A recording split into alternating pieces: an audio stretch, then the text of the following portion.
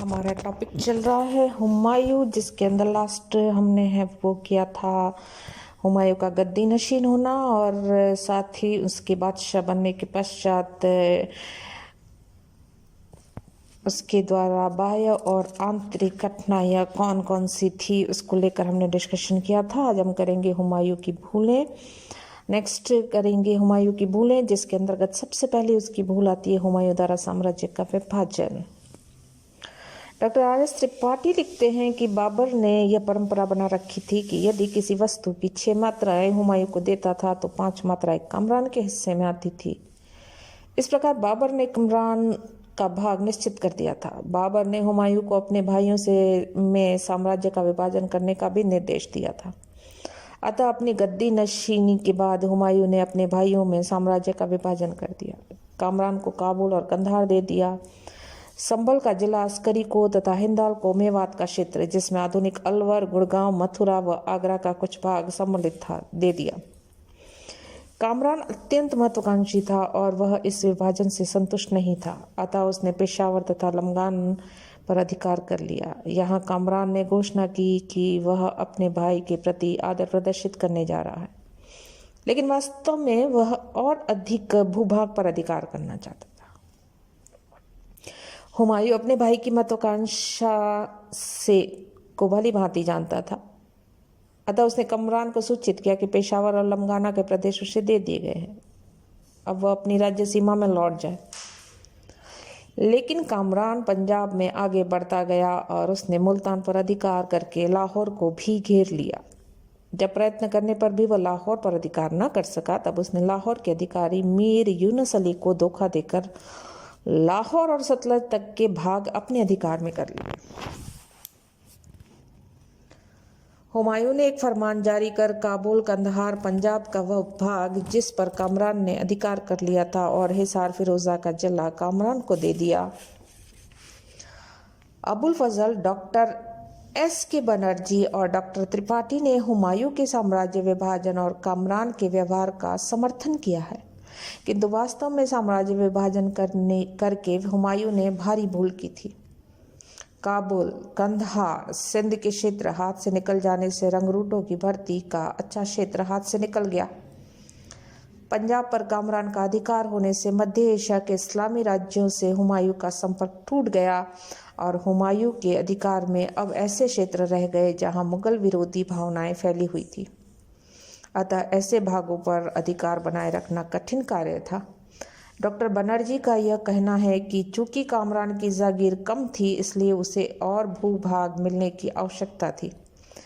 उचित प्रतीत नहीं होता। वस्तुतः कामरान ने हुमायूं की कठिनाइयों का लाभ उठाया था।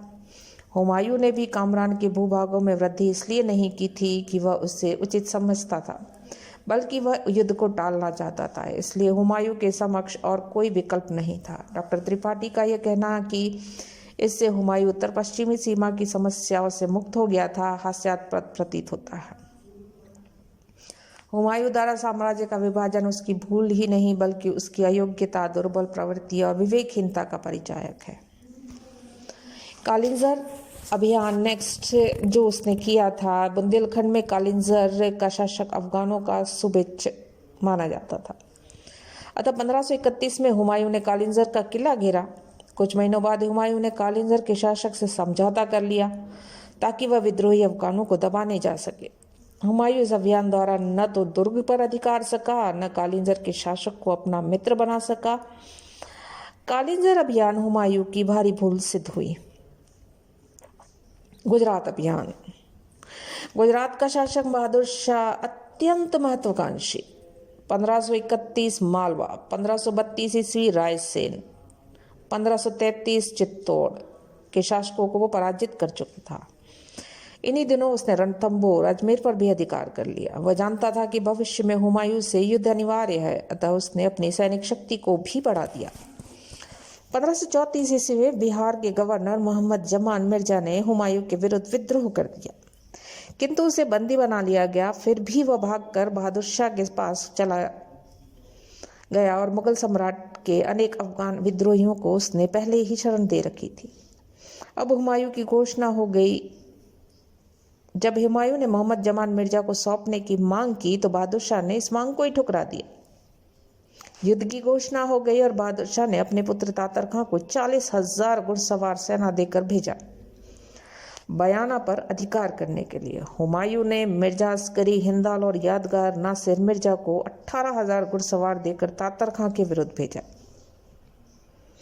नवंबर 1534 ईस्वी में मंडरायल के निकट हुए युद्ध में तातर खां अपने 300 साथियों सहित काट डाला गया। जिस समय बहादुर शाह दूसरी बार चित्तौड़ का घेरा डाले हुए था, हुमायूं बहादुर शाह के विरुद्ध आगे बढ़ा। इसी समय चित्तौड़ के शासक विक्रमादित्य की मां कर्मवती ने हुमायूं को राखी बेचकर बहादुर शाह के विरुद्ध सहायता देने की प्रार्थना की। हुमायूं राखी स्वीकार कर आगे बढ़ा और सारंगपुर पहुंचा। जनवरी 1535 ईस्वी में बहादुर शाह ने हुमायूं को कहलवाया कि जब तक वह काफिरों के विरुद्ध युद्ध में लगा हुआ है, वह हुमायूं अपने सधर्मी भाई पर आक्रमण न करे। हुमायूं अंधविश्वासी मुसलमान होने के नाते बहादुर शाह पर आक्रमण नहीं किया। यह हुमायूं की बहुत बड़ी भूल है। उसने राजपूतों की सहानुभूति और सहयोग प्राप्त करने का स्वर्णिम अवसर ही खो दिया। मार्च 1535 ईस्वी को चित्तौड़ का पतन हुआ और हुमायूं आगे बढ़ा और मंदसौर पहुंचा। मुगल सेना ने धीरे धीरे गुजराती सेना को घेरना आरंभ कर दिया, उसकी रसद काटी। विवश होकर बहादुर शाह हुमायूं के लिए लूट की विशाल सामग्री छोड़ 15 अप्रैल 1535 को भाग निकला। मांडू में शरण ली।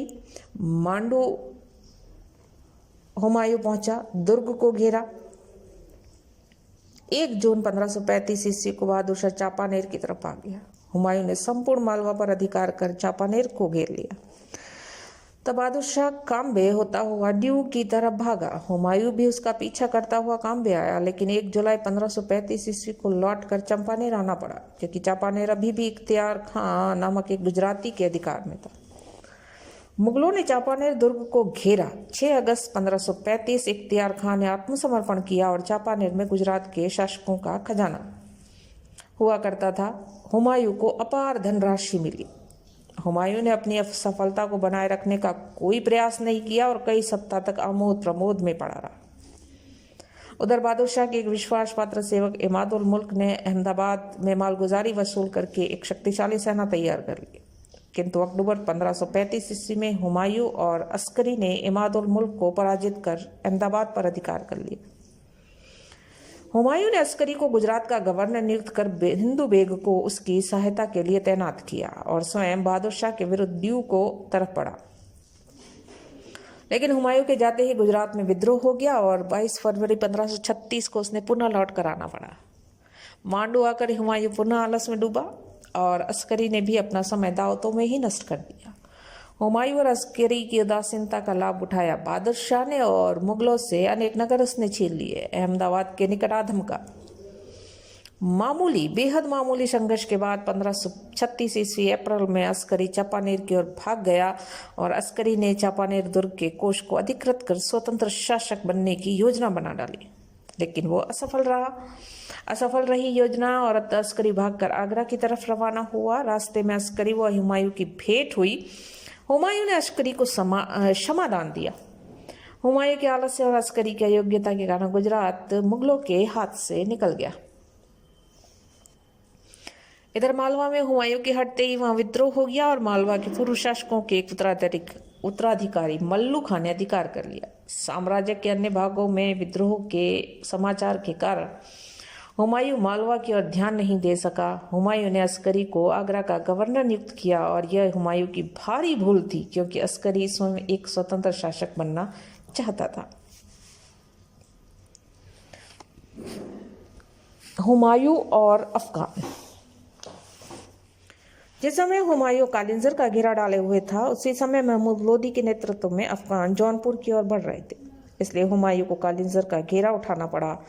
अफगान जौनपुर के मुगल गवर्नर जुनैद बरसाल को पराजित कर नवाबगंज तक बढ़ गए। अगस्त 1532 ईस्वी में हुमायूं व महमूद लोदी के बीच हुए संघर्ष में अफगान पराजित होकर भाग गए। इसी समय पंजाब में कामरान की गतिविधियों की सूचना मिलने के कारण हुमायूं अफगानों का पीछा न कर आगरा आ गया। कामरान को इसकी इच्छानुसार प्रदेश देकर वह पुनः अफगानों की ओर बढ़ा। गोमती नदी के तट पर दादरा नामक स्थान पर उसका अफगानों से संघर्ष हुआ, जिसमें इब्राहिम और बायजीद पराजित होकर मारे गए। हुमायूं अफगानों को पराजित कर आगरा लौट आया और विलासिता में डूब गया। नेक्स्ट, हुमायूं चुनार का घेरा डालता है। 1532 ईस्वी के समय चुनार का दुर्ग अफगान नेता शेर खां के अधिकार में है और हुमायूं इस सुदृढ़ दुर्ग पर अधिकार करना चाहता है। इतना महत्वपूर्ण अभियान, किंतु उसने हिंदू बेग को भेजा और स्वयं नहीं गया। हिंदू बेग ने शेर खां से बात की। शेर खां ने दुर्ग समर्पित करने से इनकार कर दिया और चुनार पहुंचकर सितंबर से दिसंबर 1532 तक दुर्ग का घेरा डाले रहे हुमायूं। इसी बीच उसे सूचना मिली कि बहादुर शाह ने चित्तौड़ पर आक्रमण किया है, तो वह दिल्ली पर आक्रमण करने का इरादा रखता है। अतः हुमायूं ने शेर खां से संधि कर ली और उसके अनुसार चुनार का दुर्ग शेर खां के पास रहने दिया, किंतु शेर खां के हुमायूं की अधीनता स्वीकार करते हुए अपने पुत्र कुतुब खां के नेतृत्व में 500 अफगान सैनिक हुमायूं की सेवा में भेज दिए। हुमायूं आगरा लौट आया और भोग विलासिता में लिप्त हो गया, लेकिन शेर खां मुगलों की ओर से निश्चिंत होकर अपनी शक्ति और साधनों में वृद्धि करने लगा। जिस समय हुमायूं गुजरात अभियान में व्यस्त था, शेर खां ने दक्षिण बिहार पर अधिकार कर 1534 ईस्वी और 1536 ईस्वी में बंगाल के शासक शाह महमूद को पराजित किया। महमूद भागकर गौड़ में जा पहुंचा। इस प्रकार शेर खां अपनी शक्ति व साधनों में वृद्धि कर रहा था, लेकिन हुमायूं अगस्त 1536 से जुलाई 1537 ईस्वी तक रंगरेलियां ही मनाता रहा। चुनार का दूसरा घेरा हुमायूं द्वारा। जब हुमायूं को शेर खां के बंगाल अभियान की सूचना मिली, तब 27 जुलाई 1537 ईस्वी को वह हिंदाल के साथ शेर खां के विरुद्ध रवाना हो गया। हुमायूं के इस अभियान से चिंतित होकर शेर खां ने अपने पुत्र खव्वास खां को गौड़ के घेरे के लिए नियुक्त किया तथा दूसरे पुत्र कुतुब खां को चुनार दुर्ग की रक्षा का भार सौंपकर स्वयं मरकुंडा की ओर चला गया।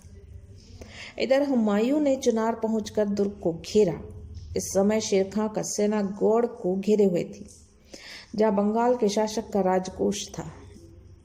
हुमायूं को चुनार की बजाय गौड़ पर आक्रमण करना चाहिए था, लेकिन अपनी अदूरदर्शिता के कारण चुनार को जीतने में उसने 6 माह व्यर्थ में बर्बाद कर दिए। इसी बीच शेर खां ने गौड़ पर अधिकार कर कोष को सुरक्षित स्थान पर भेज दिया। अफगानों के तीव्र प्रतिरोध के कारण 6 माह बाद जून 1538 ईस्वी में चुनार पर हुमायूं का अधिकार हो सका। हुमायूं ने रूमी खां को दुर्ग का गवर्नर बनाया, लेकिन मुगल सरदारों ने ईर्ष्या के कारण उसे जहर दे दिया और उसे मार डाला। इन 6 महीनों में शेर खां ने बंगाल में अपनी शक्ति काफी हद तक है वो बढ़ा दी थी।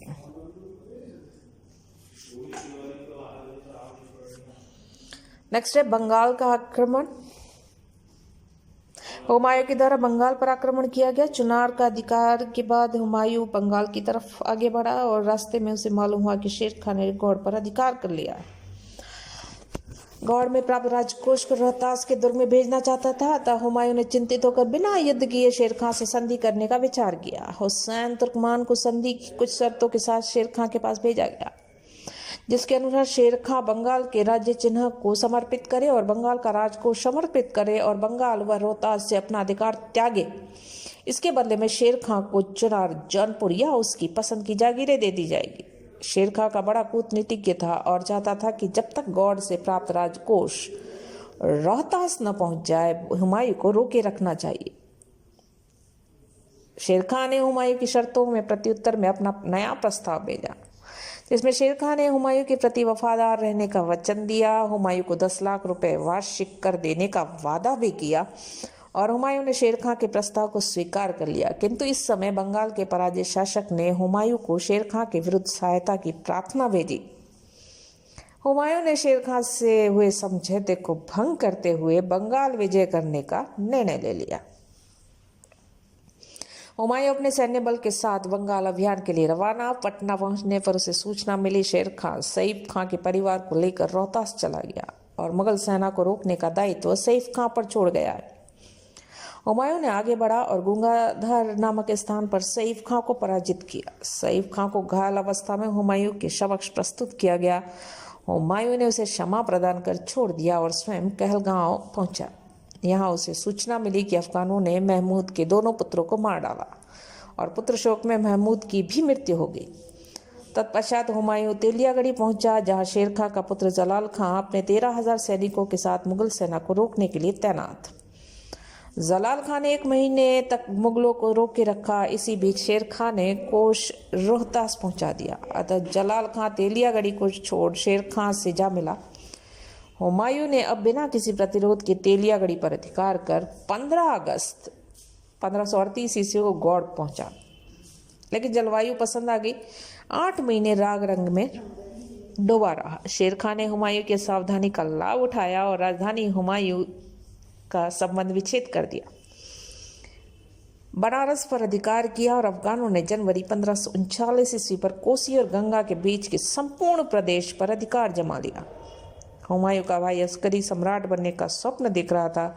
हिंदाल ने भी सम्राट की उपाधि धारण कर ली। अतः हुमायूं पुनः राजधानी की ओर रवाना हुआ।